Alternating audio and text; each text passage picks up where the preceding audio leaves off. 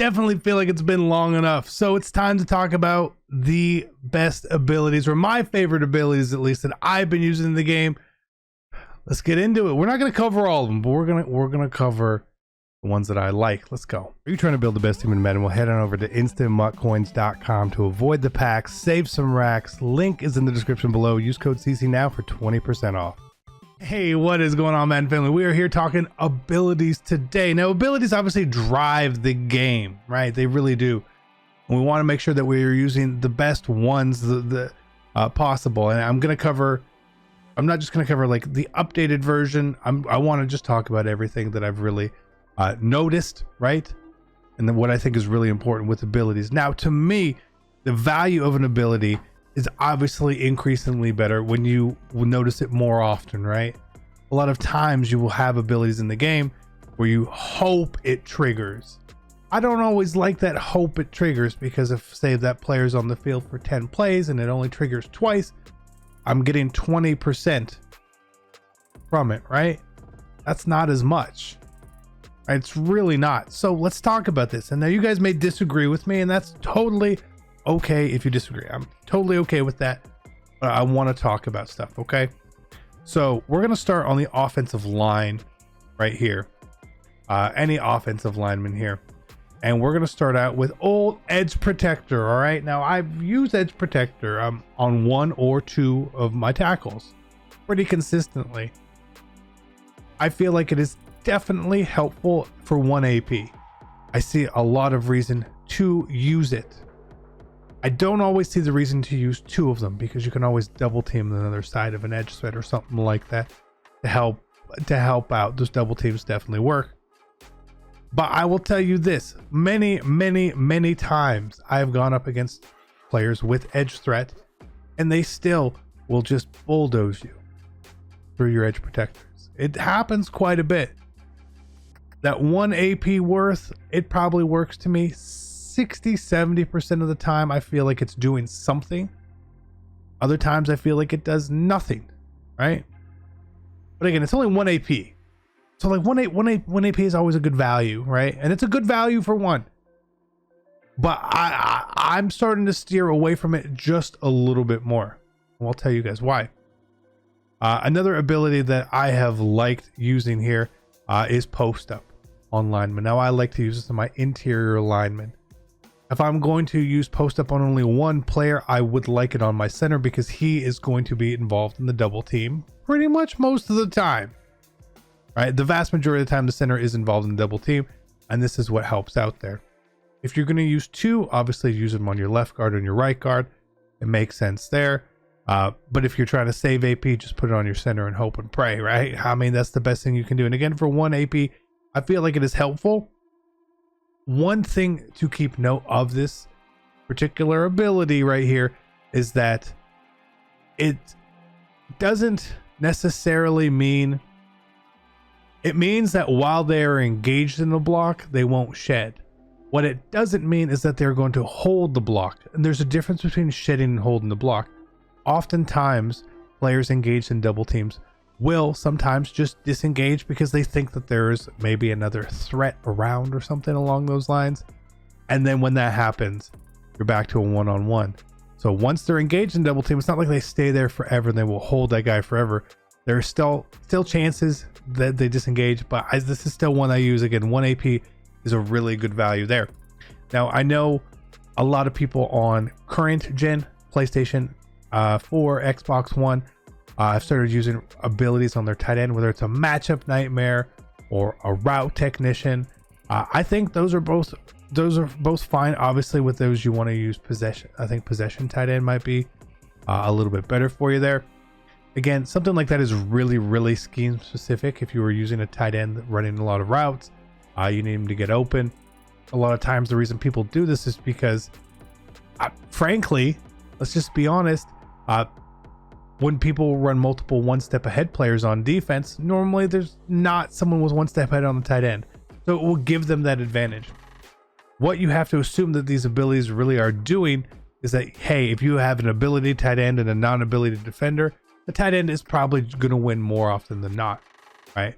But if you're going against a tight end ability and a ability corner, a one step and a route apprentice or a route technician or whatever, they're going to cancel each other out for the most part. Okay.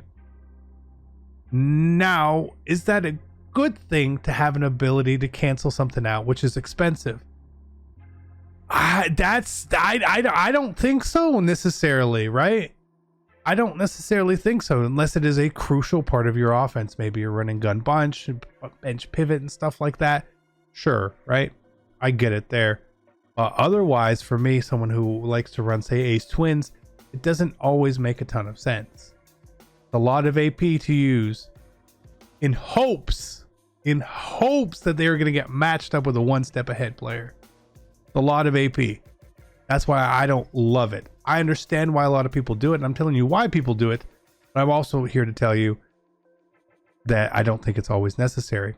When we go into matchup nightmare in there, obviously that helps when lined up against linebackers or safeties at linebacker. That's good too. I see the purpose in that.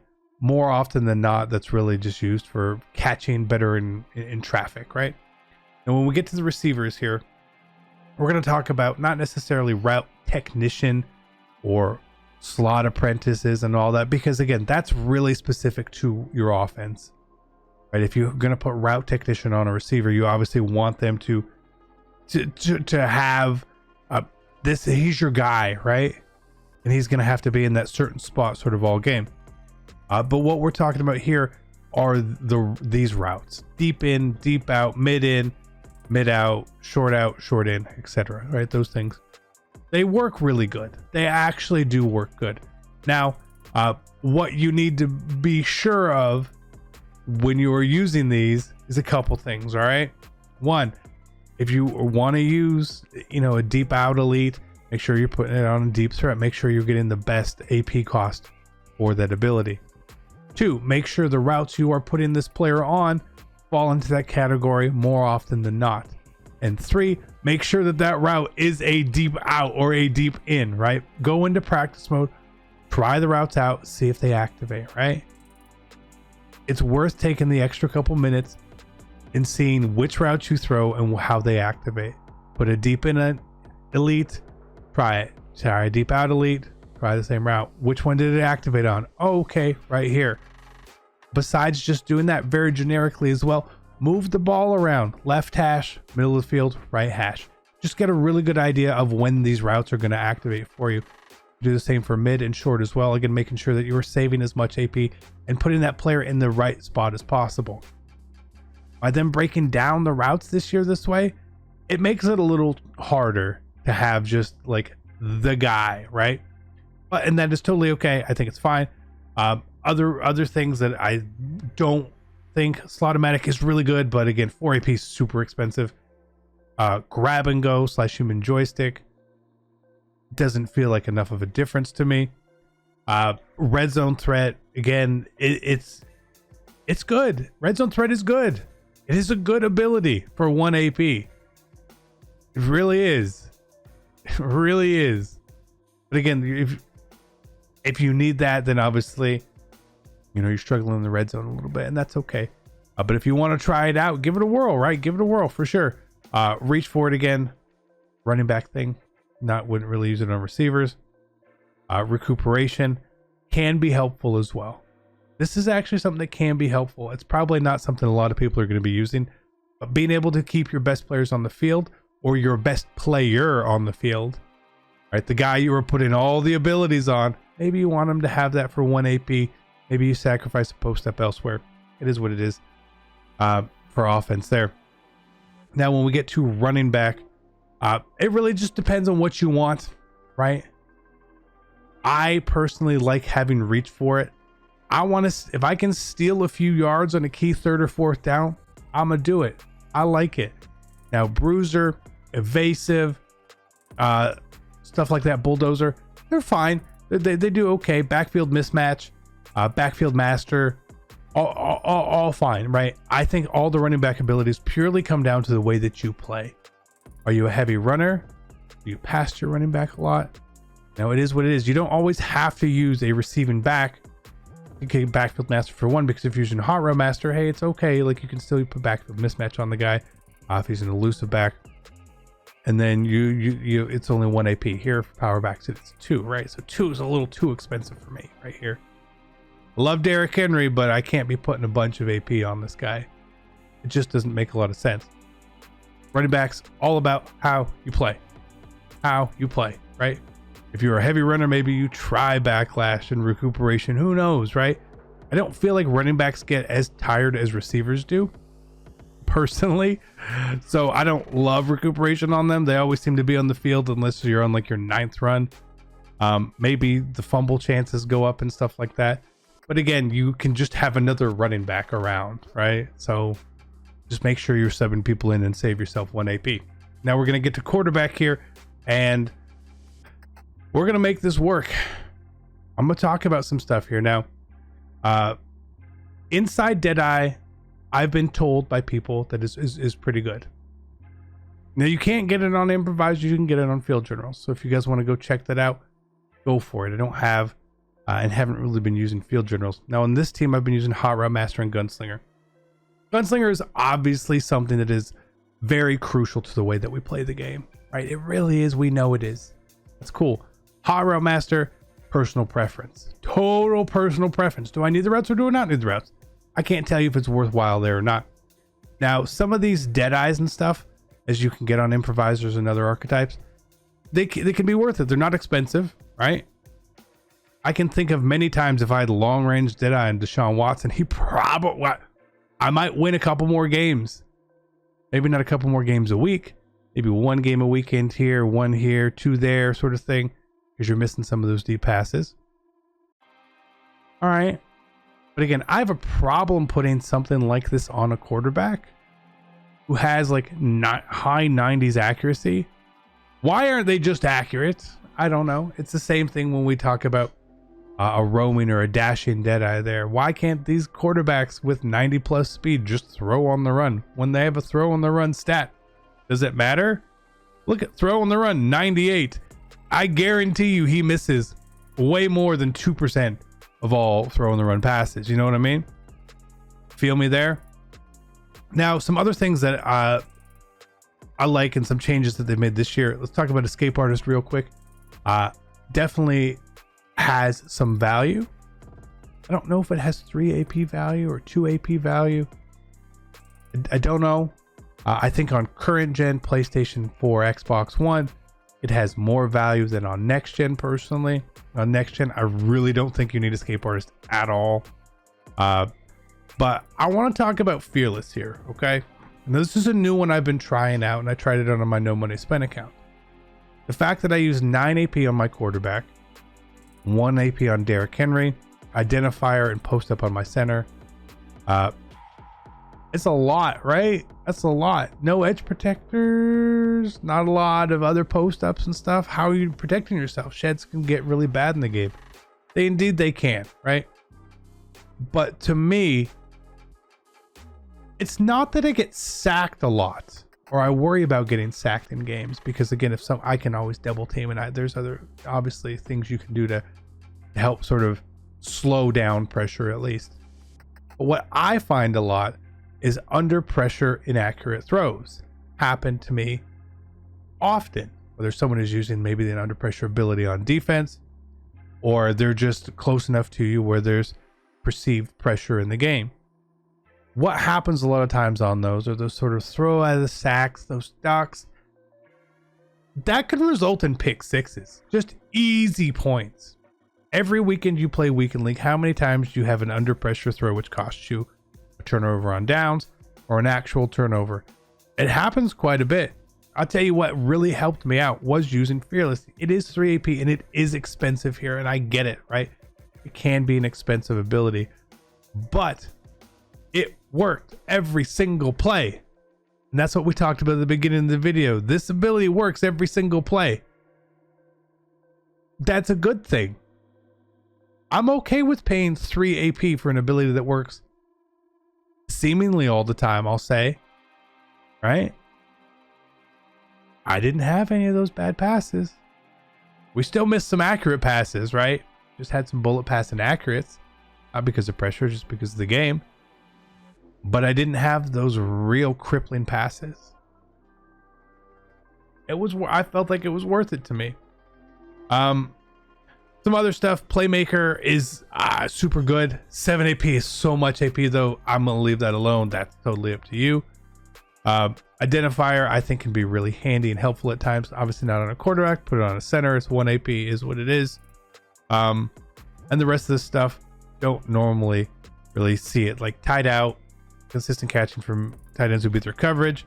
If you were gonna get that, just use gift wrapped. You're gonna come. It goes for everybody. You know, it goes to everybody. It's like, what? This is the same thing. Second wind recuperation, again, cool. If you were a heavy quarterback scrambler without using escape artist, maybe recuperation is fine. A lot of times if you run with your quarterback and you get hit, they get really tired. When you have a tired quarterback, they short arm passes, they go a little more inaccurate. There is definitely a reason for having recuperation. Again, if you're overly worried about that and you have an unlimited coin stack, maybe you just pick up a second quarterback to sub in there, or just run the ball at those times as well. It just makes sense there. That was a lot there on offense. Let's go to defense here. Again, real defense is quicker, I promise. We talk about the defensive abilities for coverage right here. Again, mid-zone KO for 1 AP, still fine. Put it on cards. Cool. Obviously, we all know about one step ahead being really overpowered.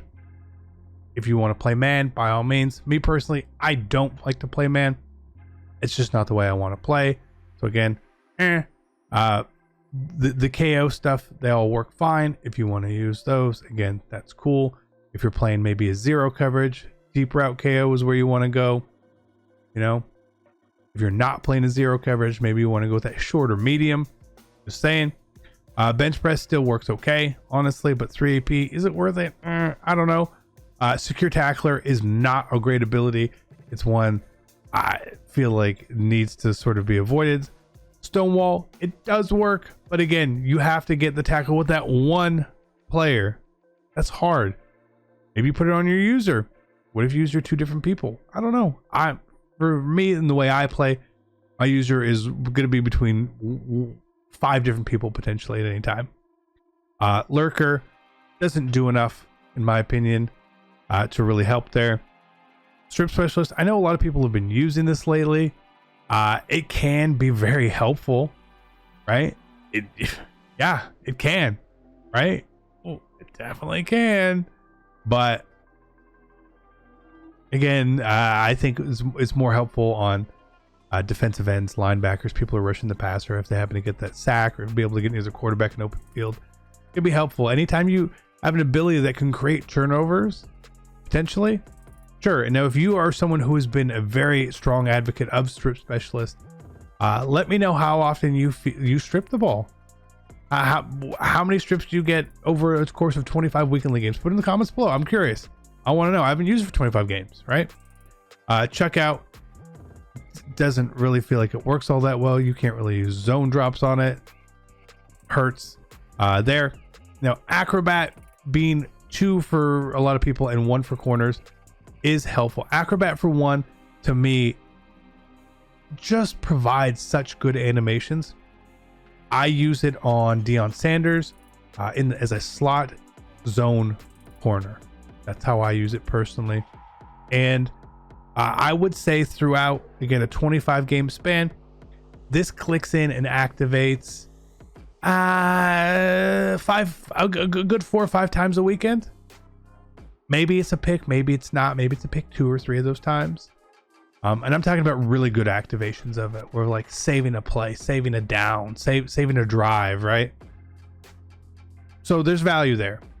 I think there's value for 1. I wouldn't use it for 2, but there is value for 1. The rest of the stuff don't really love at all when we're talking about DBs here. The only other one that I've heard about is Deflator.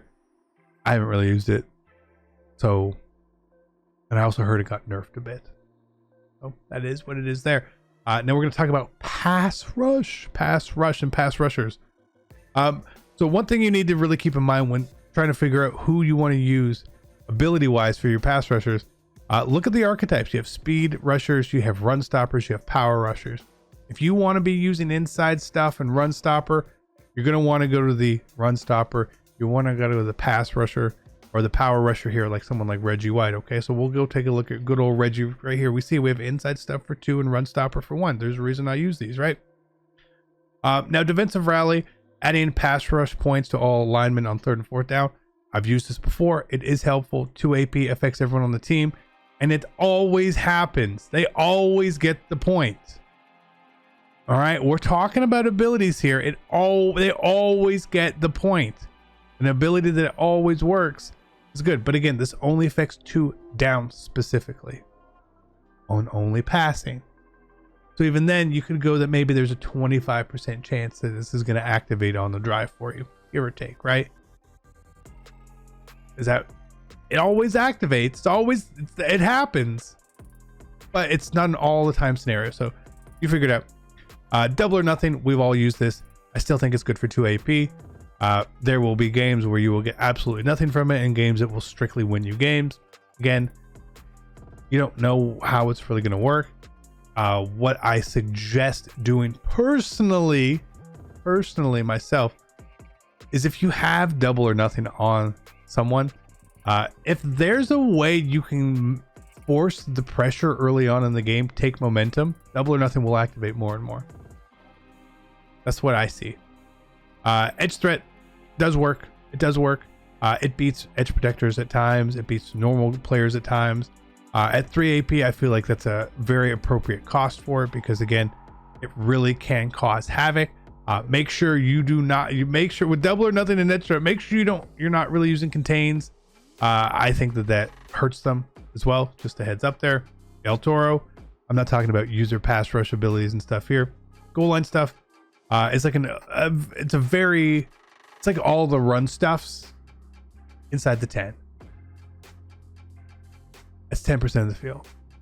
I want it. Inside stuff is 2 AP here. Okay. Now this is a big one to me. This is a big one. Quicker run sheds against inside zone plays. It doesn't always activate, and there are ways to neutralize it. And so since there are ways to neutralize it, I feel like a lot of people don't want to use it. The thing is the people who neutralize it, you don't play them all the time. If I was going into a tournament setting where I knew I was playing much better players, I'm probably not going to use inside stuff because I know that they know. But if I'm playing weekend league, why? Maybe because maybe only 18 of those games you're going to be able to use it. The biggest problem with inside stuff is it doesn't always activate. Again, for 2 AP, the reason I personally still use it is that I don't necessarily need to stop you on every run. I just need to stop you once at a certain time. If you were playing someone who is down to run the ball, you're going to run the ball on a 3rd or 4th down at a certain point. And if this activates and it helps and it gets me that sort of free stop, I'm cool with it for 2 AP. Tackle Supreme, blah. Enforcer, blah. No outsiders. Not for 2. Not for 2. Not for 2.